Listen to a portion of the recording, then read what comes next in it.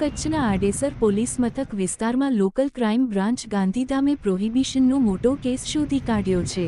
બાતમીના આધારે વરણુ ગામ નજીક મેળક બેટ વિસ્તારમાં વોચ ગોઠવવામાં આવી હતી।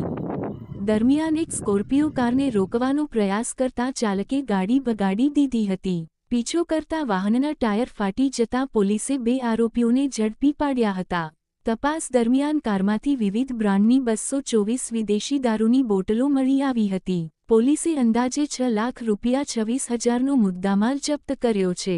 ભીખા વેલાભાઈ કોલી અને નરેશ તમાસીભાઈ કોલીની ધરપકડ કરવામાં આવી છે, જ્યારે એક આરોપી હજુ ફરાર હોવાનું પોલીસે જણાવ્યું છે। સમગ્ર કાર્યવાહી એલસીબીના પીઆઈ જે એમ વાળા અને તેમની ટીમ દ્વારા હાથ ધરવામાં આવી હતી।